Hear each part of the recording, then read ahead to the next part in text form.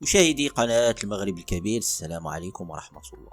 كشف مصدر دبلوماسي موريتاني أن القنصلية العامة الجديدة لنواكشوط التي أمر الرئيس الموريتاني محمد ولد الشيخ الغزواني بفتحها في مدينة الدار البيضاء خلال شهر شتنبر الماضي سيتم افتتاحها بشكل رسمي بداية يناير المقبل، بعدما كان مقررا أن تبدأ في تقديم خدماتها للمرتفقين الموريتانيين منتصف دجنبر الجاري.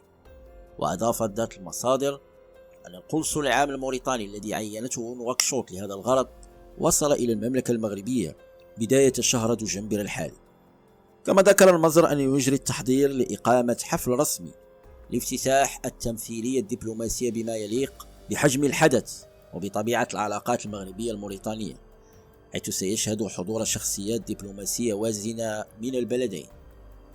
وكانت مصادر مطلعة قد كشفت عن توجه موريتانيا لافتتاح القنصلية العامة بالدار البيضاء، والذي يأتي في سياق التطورات الإيجابية التي شهدتها العلاقات بين هذين البلدين الجارين.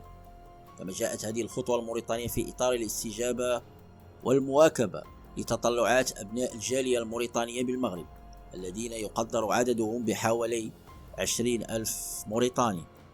هذا وكان لافتا غياب موريتانيا عن الاجتماع الذي احتضنته مدينة مراكش بخصوص المبادرة الملكية التي أعلن الملك محمد السادس في خطابه الأخير، والرامية إلى تعزيز حضور البعد الأطلسي في السياسة الخارجية المغربية وتعزيز أولوجية بلدان الساحل إلى الواجهة الأطلسية.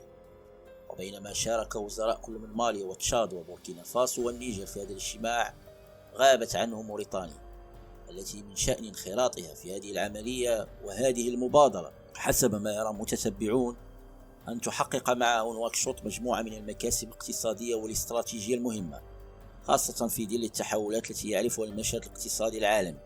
غير أن هذا الغياب يثير مجموعة من التساؤلات حول ما إن كان مرتبطا باختيارات الدولة الموريتانية وتوجهاتها الاستراتيجية، أم بتبعية القرار الموريتاني لبعض الفاعلين الإقليميين المعروفة مسبقا مواقفهم من هذه المبادرة المغربية.